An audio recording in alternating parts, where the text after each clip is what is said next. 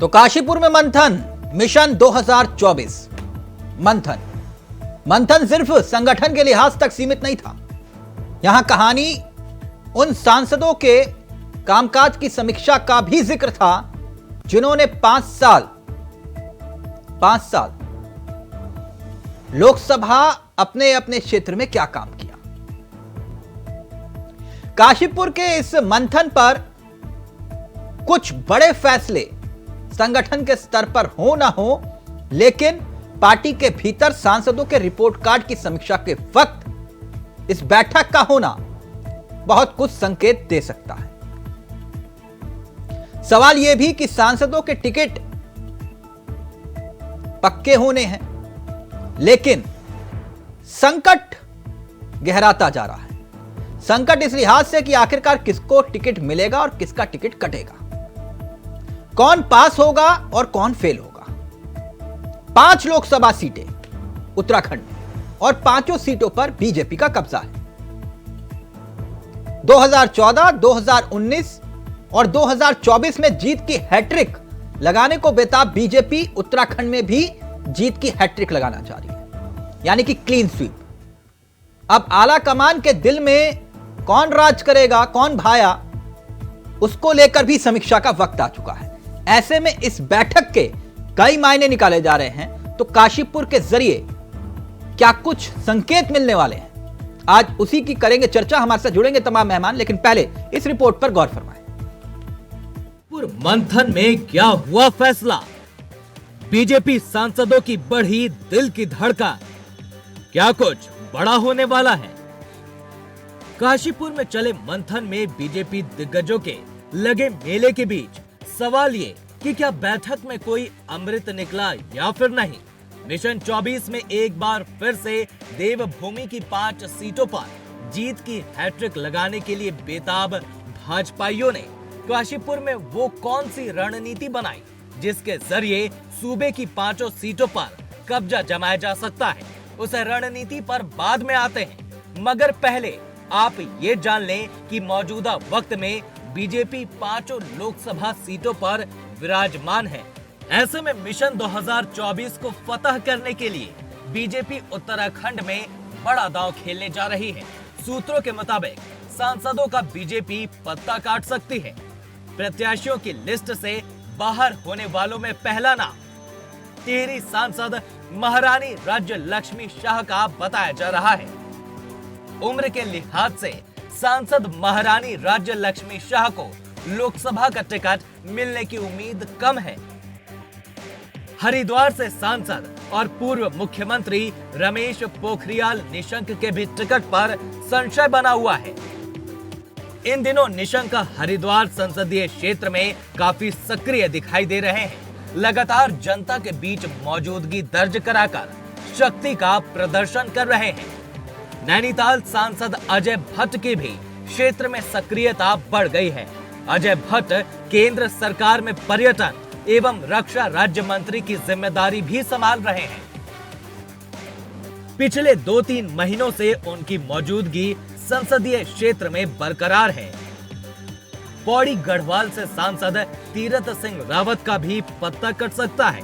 5 साल के दौरान तीरथ सिंह रावत क्षेत्र में बहुत कम दिखाई दिए हैं। क्षेत्र से गायब रहना लोकसभा का टिकट मिलने में तो काशीपुर में मंथन से क्या निकलेगा अमृत। सीधा रुख करें अपने मेहमानों की तरफ। आपको बता दें हमारे साथ इस वक्त जो मेहमान जुड़े हुए उनसे आपका परिचय करवा देते हैं। जितेंद्र सरस्वती हमारे साथ जुड़ गए हैं, कांग्रेस के चेहरे हैं। विपिन खन्ना साहब आम आदमी पार्टी के चेहरे हैं। साथ ही देवेंद्र भसीन साहब बीजेपी के सबसे अनुभवी चेहरों में से एक, राज्य मंत्री भी हैं। आप सभी का बहुत बहुत स्वागत है। सबसे पहले भसीन साहब, ये अफवाहें कौन फैला रहा है कि सांसदों के टिकट भी कट सकते हैं, क्या ऐसा हो सकता है क्या? देखिए, इस प्रकार की चर्चाएं तब तक चलती रहती हैं जब तक कि टिकटों का औपचारिक घोषणा नहीं हो जाती। हाँ। भारतीय जनता पार्टी में टिकटों का निर्धारण अंततः केंद्रीय पार्लियामेंट्री बोर्ड करता है। हाँ। और इसके अपने आप में एक बहुत गहरी प्रक्रिया है जी। ऐसे में उससे पहले मीडिया में या राजनीतिक क्षेत्रों में इस प्रकार की चर्चाएं चलना जो है अपने आप में स्वाभाविक होता है। हाँ। यानी आप ये कह रहे हो कि ये सिटिंग गेटिंग का फॉर्मूला चलेगा, ये सारी खबरें झूठ है? देखिए, मैं कोई नहीं कह रहा, मैं ये बिल्कुल नहीं कह रहा कि सिटिंग गेटिंग चलेगा या नहीं चलेगा। क्यों मैं सर, सीधी आपके बात- तो सांसदों ने गंगोत्री से लेकर हरिद्वार तक विकास की गंगा बहाई है, तो सभी सांसदों को टिकट तो मिलेगा ना। देखिए, जो कुछ स्थितियां हैं वो सारी हाईकमान की नजर में है। और हाँ। मैं आपसे एक बात और शेयर करना चाहूंगा जी कि एक सर। बड़े वरिष्ठ पत्रकार ने कहा कि जहां पर हमारी कल्पना समाप्त होती है वहां मोदी जी की कल्पना शुरू होती है। नहीं, वो बात तो सही है क्या सर करते आपकी। होंगे? तो जो जैसे सोच रहे हैं आजकल हम लोग- कल्पना की उड़ान टिहरी में बहुत उड़ रही है कि बोले कोई अधिकारी है, उनके कोई खासम खास हैं, वो चुनाव लड़ने जा रहे हैं पुराने अधिकारी रहे, ईमानदार छवि वाले। अब नाम मत बुलवाइएगा सर, अफवाहें तोड़ने में कुछ भी हो सकता है। मैंने कहा ना आपसे कि देखिए, पहली बात कि कौन टिकट रहेगा कौन नहीं कटेगा, ये बात है समय की। दूसरा, टिकट को लेकर के कई प्रकार के जो लोग हैं अपने प्रयास करते हैं, और लोकतांत्रिक पार्टी होने के नाते हाँ। इसमें किसी प्रकार का मैं गुरेज भी नहीं है। लोग अपनी कोशिश करते हैं, धरातल अच्छा, ये बनाते हैं। काशीपुर में कौन सा अमृत निकला है वो तो बता दीजिए। नहीं, काशीपुर में बहुत साफ बात सामने आई है कि पांचों लोकसभा के हमारे संयोजक जो संगठन के हैं उनके नाम निर्धारित कर दिए गए हैं। इसी प्रकार से भारतीय जनता पार्टी की एक और व्यवस्था रहती है, वह विस्तारक की। पांचों विस्तारक संयोजक के लिए- आप नाम बता सकते हैं सर थोड़ा? नाम मेरे पास नहीं है, इसलिए मैं क्षमा चाहूंगा जी। लेकिन यह है कि 70 विधानसभा क्षेत्रों में हाँ। हमारे 70 विधायक भी जो है वो घोषित हो गए हैं। तो 70 विधायक विस्तारकों की 70 विस्तारकों की जो है घोषणा कर दी गई है। तो ये हमारी पार्टी की अपनी पुरानी परंपरा है। हमारे विस्तारक जाकर के अपने क्षेत्रों में काम करेंगे और रिपोर्ट अपनी। जितेंद्र जी सुन रहे हैं आप? बसीन साहब कह रहे हैं कि हम तो भाई ताना बाना बुन चुके, अब रणनीति धरातल पर दिख भी रही है। काशीपुर में मंथन हुआ, लेकिन हाँ, जहां आप लोग सोचना बंद करते हैं, मोदी जी वहां सोचना शुरू करते हैं। क्या चल रहा है उत्तराखंड में आप लोगों की तैयारियों के लिहाज से? यहां तो काशीपुर में खूब पसीना बह रहा है सर्दी के मौसम में भी बीजेपी ने। जितेंद्र जी आपका ऑडियो नहीं आ रहा सर, वो देखिए म्यूट अनम्यूट का चक्कर होगा कुछ। सर म्यूट किया हुआ है, आप अनम्यूट कर लीजिए उसे। सर मैं दोबारा कनेक्ट करवा रहा हूं आपको। विपिन खन्ना साहब, सर मसला लोकसभा के चुनाव का है, ये तो आप लोग पहले ही तय कर चुके हैं कि कांग्रेस जिंदाबाद के नारे लगाएंगे उत्तराखंड में, कि नहीं? तिलक जी, ये तो खैर मजाक की बात हो गई, लेकिन ये आप भी जानते हैं कि इंडिया अलायंस में आम आदमी पार्टी शामिल है, तो हमारा तो केंद्रीय नेतृत्व पर नजर है। जैसा आदेश आएगा उसी हिसाब से उत्तराखंड में काम किया जाएगा। अगर नहीं, मैं मजाक नहीं कर रहा विपिन खन्ना साहब, मैं सीरियस हूं। आप लोग सीरियस नहीं दिख रहे, मैं इसलिए ये सवाल कर रहा हूं आपसे। देखिए तिलक जी, जो भी राजनीतिक पार्टी होती है वो चुनाव के लिए हमेशा सीरियस रहती है। हाँ। और देखिए, हमारी गंभीरता का अंदाजा इस बात से लगा सकते हैं कि हम इतने अल्प समय में एक राष्ट्रीय पार्टी बन के उभरे हैं। नहीं, तो अगर मैं हम इस बात गंभीर का ना अंदाजा होते- लगा सकता हूं कि उत्तराखंड में आपकी अधिकांश सीटों पर जमानत जब्त हो गई थी। आपका देखिए- संगठन नहीं है, देखिए, आपका प्रदेश अध्यक्ष नहीं है, देखिए मैं तिलक जी, मैं आपके आपको- पार्टी कार्यालय पे ताला लगा हुआ है। देखिए तिलक बोलिए, मैंने जी, सारी बातें झूठ बोली?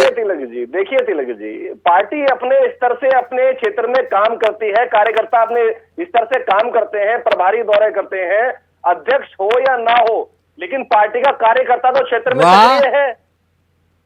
प्रभारी जी कहां आते हैं? आप बोलना पार्टी कार्यालय भी जरूरी नहीं है? नहीं, पार्टी कार्यालय किसने कहा? पार्टी कार्यालय बताने लग गया, पार्टी कार्यालय है। अच्छा है, अच्छा है। तो अच्छा, पिछले 30 दिन का आप मुझे बता दीजिए, कहां कहां कार्यकर्ताओं ने हल्ला बोल किया सड़कों पर? 3 दिन पुराना ही बता दीजिए, कोई है? कोई नहीं ना? जी, अभी भू अध्यादेश पर हमारे जितने भी जो पार्टी के महाराज नेता हाथ थे, जुड़वा लो। जितने कार्यकर्ता खन्ना साहब थे, ऐसा भी मत उस- करो कि ये बोलो कि सैकड़ों की भीड़ इकट्ठी हुई थी, हमने की थी। इतने तो वोट भी नहीं पड़े थे आपको। देखिए तिलक जी, हमने तो नहीं कहा सैकड़ों की भीड़ इकट्ठी हुई, तो हमने की थी। हाँ, तो ये मत बोलो ना, वो क्रेडिट हमें जाना चाहिए। वो परेड ग्राउंड पे जो लोग इकट्ठे हुए वो हमारे नाम पे दर्ज करो। नहीं, खन्ना साहब, किसी और के साथ गेम खेलना मेरे साथ मत खेलो। पिछले 3 दिन का ब्यौरा बता दो। खन्ना साहब, मैं बता रहा हूं, मेरे साथ गेम मत खेलो। और जो आम आदमी पार्टी के नेता थे वो बोल रहे थे हमें आम आदमी पार्टी का मत बोलना, मुझसे नाम मत दिलवाओ। बोल रहा है कौन, क्या पूरा हिसाब बता दूंगा यहीं पे बैठे बैठे। रुक जाओ, ये गलत ना, तथ्य स्पष्ट रखिए, सच बोलने की हिम्मत रखिए, ठीक? जितेंद्र सरस्वती जी, जी, सर ये काशीपुर में खूब पसीना बहा रहे हैं सर्दी के मौसम में भी। आप उनका लोगों की क्या राजनीतिक प्लानिंग है? उनका राजनीतिक दल है, उनका काम करना उनका फर्ज है। आप भी कांग्रेस राजनीतिक पूरी दल है, तरह, एनजीओ थोड़ी ना हो। मैं बता तो रहा हूँ आपको, तिलक जी सुन तो लीजिएगा महाराज। जी। हमारा राजनीतिक दल 2024 की तैयारी के लिए पूरे अपने बूथ स्तर पर तैयारी कर चुका है। आगामी 2024 का चुनाव धरातल पर आने के बाद आप देखिएगा कांग्रेस की तैयारियां किस स्तर की हैं। अच्छा, संगठन का विस्तार हो गया, कार्यकारिणी संगठन का? के देखिए, तो संगठन के विस्तार, अभी कोई कार्यकारिणी भंग तो हुई नहीं है। हाँ, आप तो मुझसे 2012 ज्यादा से बड़े, तो वही चल रही है शायद। हाँ, प्लीज आप कंटिन्यू। आप मुझसे बड़े पत्रकार हैं। अभी कार्यकारिणी भंग ही का हुई है जो विस्तार की बात आए। नहीं सर, 2012 से तो वही चल रही है। तो कार्यकारिणी में यही तो कह रहा हूँ, कभी भंग थोड़ी हुई है जो उसका विस्तार किया जाए। नहीं ठीक है सर, अच्छी बात है, खाली कप्तानी बदला, टीम तो वही है। Please continue. आपने इंडियन क्रिकेट टीम भी देखी होगी ना, हाँ। अक्सर कैप्टन बदल जाते हैं। हाँ, योग्य खिलाड़ी तो हमेशा वही काम करते हैं। अच्छा अच्छा, यानी कैप्टन बदल दिया लेकिन टीम वही रहेगी। परिवर्तन प्रकृति का नियम है। हाँ, अब कोई भी आदमी देश का प्रधानमंत्री भी होंगे तो जीवन भर प्रधानमंत्री जी थोड़ी हमने रहेंगे। तो ये भी देखा सर, जो रिटायरमेंट नहीं चाहते थे उन्हें टीम से बाहर निकाल दिया गया, बोले कि तो नहीं आप टीम में- रिटायर हो गए। जो टीम लेकिन है वो आपके यहाँ चली नहीं आ होता रही है। ऐसा। जो टीम है वो चली आ रही है। अच्छा, कुल मिलाकर ये कह रहे हैं कि भाई हम तो अभी ये तय नहीं है कि पांचों सांसदों में से किसका टिकट रहेगा, किसका बचेगा। आप लोगों ने कुछ तय किया, कुछ क्लियर हो पाया? देखिए, तिलक सर आपको बहुत आराम से और बहुत मंथन के साथ बताना चाहता हूँ। उनका टिकट उनका फैसला है। कांग्रेस हाईकमान संसदीय दल की बैठक में कांग्रेस हाईकमान प्रदेश कांग्रेस कमेटी के द्वारा दिए गए फीडबैक के आधार पर टिकटों का निर्धारण करती है। इसमें थोपी गई चीजें कोई महत्वपूर्ण नहीं होती। वो उनका राजनीतिक दल है, भारतीय जनता पार्टी क्या करती है, हमारा राजनीतिक दल की अपनी प्रक्रिया है। नहीं, कुछ तो प्लानिंग की होगी ना। थोपा हुआ फैसला पता क्या होता है देखिए सर? देखिए थोपा हुआ मैं आपको फैसला, तिलक जी बताऊं, थोपा हमारी हुआ फैसला प्लानिंग- मैं बता सकता हूं अगर आप बुरा ना माने तो। मैं बुरा नहीं मान रहा, आपके हाँ, साथ बैठने की क्या थोपा बुरा हुआ मानना। फैसला ये होता है कि एक पार्टी ने चुनाव जीता। थोड़ा सा फ्लैशबैक में चलते हैं। एक पार्टी ने चुनाव जीता आप और फ्लैशबैक को ले रहे हैं, वर्तमान का पूछ रहे हैं। सर आप बता रहे हो कि थोपा हुआ फैसला ही बता रहा हूं सर। अगर बोलना कि नहीं ये गलत था तो मैं शब्द वापस ले लूंगा। थोपा हुआ फैसला ये होता है वसीम साहब, विपिन खन्ना साहब, एक पार्टी ने चुनाव जीता, पार्टी ने तय किया कि एक सांसद को मुख्यमंत्री बनाएंगे। वो आप इतिहास के पन्ने अब देखिए सर, आप कह रहे हो, मैंने तो नहीं कहा, आला कमान ने आपने तय किया था वो, मैंने तो आपका नाम भी नहीं लिया सर। अरे तिलक भैया, आप अपने विषय से भटक रहे हैं। सर, मैं विषय पर ही हूँ। पांचों सीटों के पार्टी प्रत्याशी के विषय में चर्चा करनी है। सर, आपने आप कहा चर्चा को फैसला ले थोपा गए नहीं, मैं तो खुद थोपे हुए की कांग्रेस भाई के पूरी बात भी नहीं की, अंदर। आप नाराज हो गए। नहीं, नाराज नहीं हो रहा। बात सर- विषय वस्तु से भटके तो माफी से बात सर, मैं कर आपको दे रहा हूं। बधाई वही बता रहा हूं ना, थोपने का मतलब क्या होता है। आप विषय वस्तु से हट रहे हैं। सर, अभी एक आपने सांसद को वसीम साहब से मुख्यमंत्री पूछा बनाया, कि पार्टी का उनके बड़ा नेता संसदीय चुनावों की बगावत क्या पे आया, तैयारी है। 18 मैं विधायक चुनावों की दिल्ली में तैयारी उसके घर आपसे पर बता थे। रहा था और आपने उस विषय को ले गए थी। चलिए, 10 साल ठीक के है, अंदर। ठीक है। आपके पास 5 चेहरे कुछ है, कुछ तस्वीर है, धुंधली देखिए, धुंधली सी भी। मैंने आपको बताया, हाँ, वसीम साहब ने अपने राजनीतिक दल की आपके सामने सार्वजनिक बात रखी। हमारे संसदीय दल, हमारी कांग्रेस पार्टी जिन चेहरों को चुनाव में उतारना चाहती है वो पार्टी का व्यक्तिगत मामला है जिसपे मंथन चलता है। अभी हम सार्वजनिक रूप से उस चीज को ओपन कर दें, वसीम इसका साहब, अभी समय भी नहीं है। क्या आप, एक होता है कॉन्फिडेंस, एक होता है ओवर कॉन्फिडेंस। आप तो खुद प्रोफेसर रहे और सब राजनीति में भी पढ़ा रहे हैं बच्चों को, तो ये जो मसला है बड़ी बारीक रेखा होती है। कहीं ऐसा तो नहीं है कि आप लोग कह रहे नहीं बड़ी आराम से पांचों की पांचों सीटें निकाल लेंगे, चेहरा कोई भी हो, कोई दिक्कत नहीं। तिलक जी, पहली बात तो ये है कि भारतीय जनता पार्टी हर चुनाव को पूरी गंभीरता से लेती है और लोकसभा चुनाव को भी हम पूरी गंभीरता से ले रहे हैं। और इसकी तैयारी आज से नहीं, हमारी तैयारी काफी पहले से चल रही है। हमने बूथ स्तर पर की रचना कर दी है, बूथ से भी आगे बढ़ते हुए पन्ना प्रमुख और प्रबंधन समितियां भी हमने बना दी है और उससे आगे बढ़ते हुए हमने 70 जो विस्तारक हैं उनका भी नाम तय कर दिया है और 5 लोकसभा का संयोजक भी बना दिए हैं। तो हमारी तैयारी पूरी तरह और ये हमारी गंभीरता को दिखाती है। और हमने जो काम सौंपा है अपने विस्तारकों को, लोकसभा संयोजकों को, कि पार्टी संगठन का जो काम है वो तो चलेगा ही चलेगा, लेकिन आपने भी इस बात का ध्यान रखना है कि केंद्र सरकार की और राज्य सरकार की जो नीतियां हैं उन्हें हमें जन जन तक पहुंचाना है, क्योंकि चुनाव में हमारा जो एजेंडा है, जो हमारा मुद्दा है, वो हमारा मुद्दा विकास का है। तो विकास के मुद्दे पर हम चुनाव लड़ेंगे, मोदी जी के कार्य पर चुनाव लड़ेंगे और प्रदेश में धामी जी के कार्य को भी हम जोड़ करके चलेंगे। नहीं तो आप कह रहे हो यूसीसी मुद्दा नहीं है सर? यूसीसी मुद्दा है ना, लैंड जिहाद, वो लैंड जिहाद तो जनता के सामने है। हाँ, वो राम मंदिर सर, राम मंदिर हमारा राजनीतिक मुद्दा कभी नहीं रहा, लेकिन राम मंदिर बने ये हमारी हमेशा से प्रयास। हाँ, तो ये भी मुद्दे होंगे ना, ये प्रमुख मुद्दे हैं ना आपके, मैं तभी पूछ रहा था आपसे। जी जी, नहीं मुद्दे। हाँ ठीक, जितेंद्र जी कुछ कहना चाह रहे हैं, फिर खन्ना साहब आपके पास आ रहा हूँ। मैं वसीम भाई की बात का जवाब देना चाहता हूँ कि उन्होंने कहा है कि राम मंदिर हमारा मुद्दा नहीं है, जबकि भारतीय जनता पार्टी के अटल बिहारी जी के शासनकाल से लेके आज तक जितने भी मैनिफेस्टो बने हैं उसमें राम मंदिर उनका प्राथमिकता से एक मुद्दा रहा है। यहाँ पर वसीम भाई ने इस बात को छुपाने का प्रयास किया कि राम मंदिर उनके एजेंडे में शामिल नहीं है। जितेंद्र जी मत खेलो उनकी पिच पे जाके, दिक्कत हो जाएगी, सलाह दे रहा हूँ, बाकी सब ठीक है। आप मुझे क्यों मना कर रहे हैं उनकी पिच पे आके खेलने के लिए? हाँ तो खेलिए फिर। भैया आप क्यों मना कर रहे हैं? खन्ना साहब, मैं गलत सलाह तो नहीं दी? आपने गलत, आप मेरे विषय में गलत सलाह आप क्यों देंगे? नहीं तो मैं आपसे यही कह रहा हूँ, आप राम मंदिर पर आकर वहाँ उनसे बहस करोगे तो फिर दिक्कत हो जाएगी फिर। तो मैं करने को तैयार बैठा हूँ भाई साहब।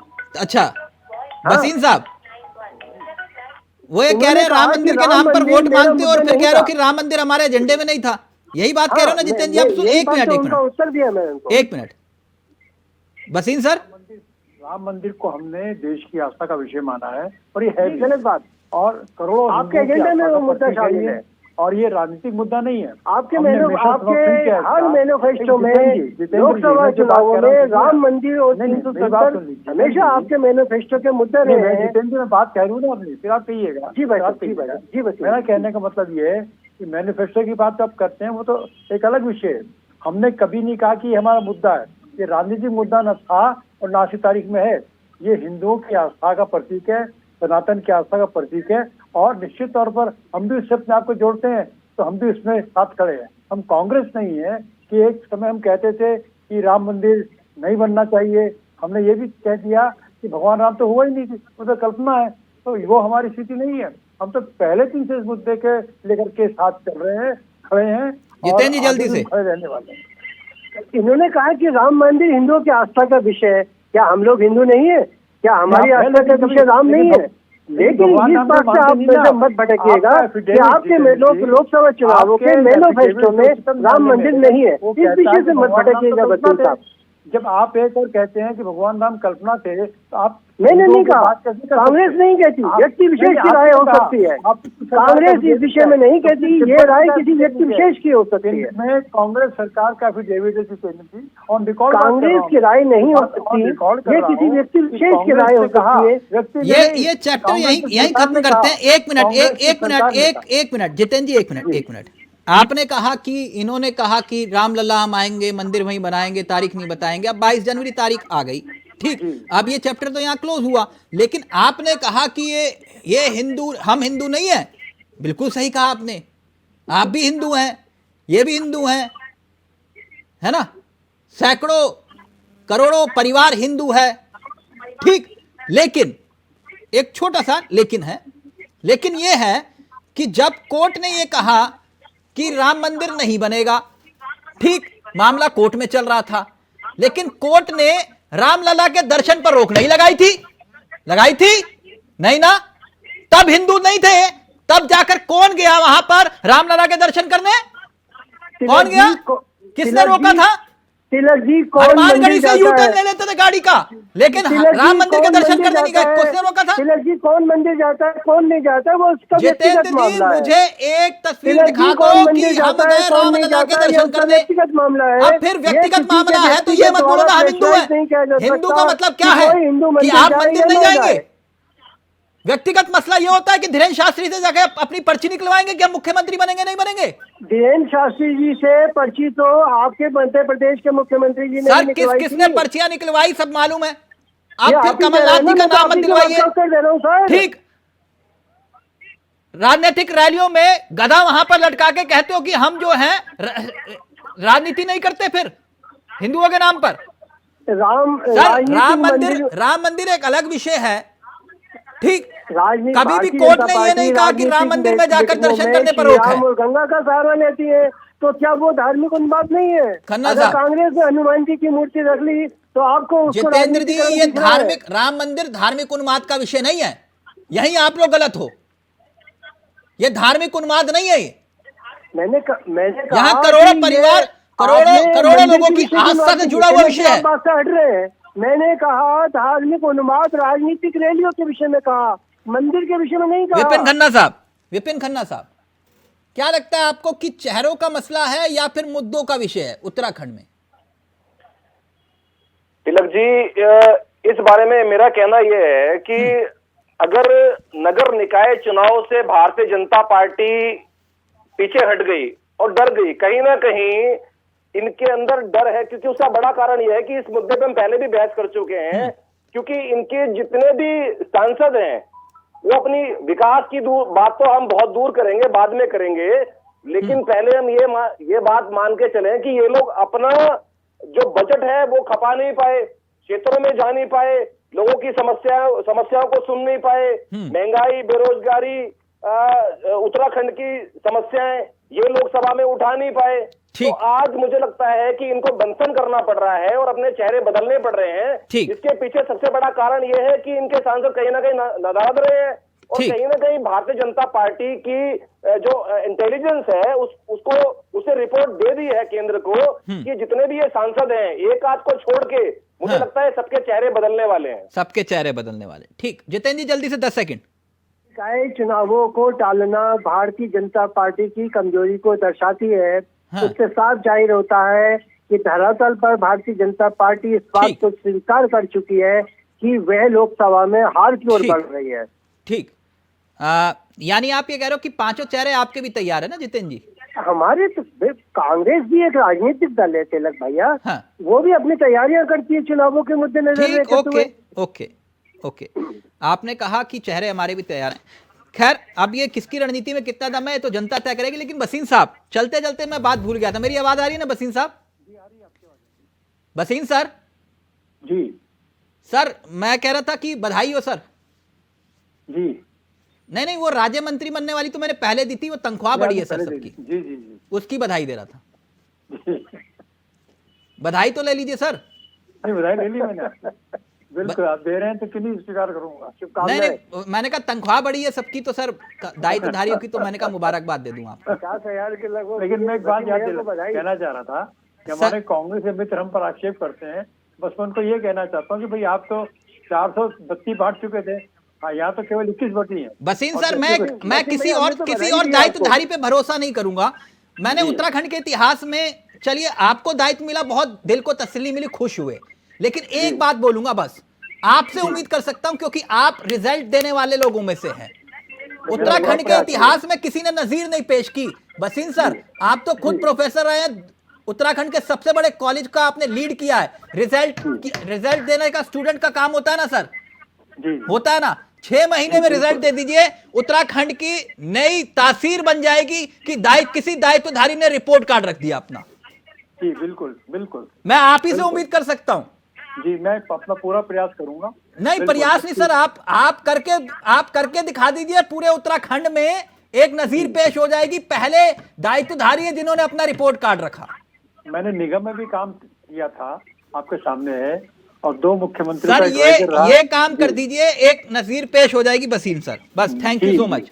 बाकी तो तनख्वाह 2 लाख हो 3 लाख हो कोई फर्क नहीं पड़ता। थैंक यू सो मच, बहुत बहुत शुक्रिया आप सभी का, जितेंद्र जी आपका भी, बसीन साहब और खन्ना साहब आपका भी। तो काशीपुर में मंथन क्या होगा असर, अब देखना ये बाकी है। फिलहाल मुझे दीजिए नमस्कार, जय हिंद, जय भारत, जय उत्तराखंड।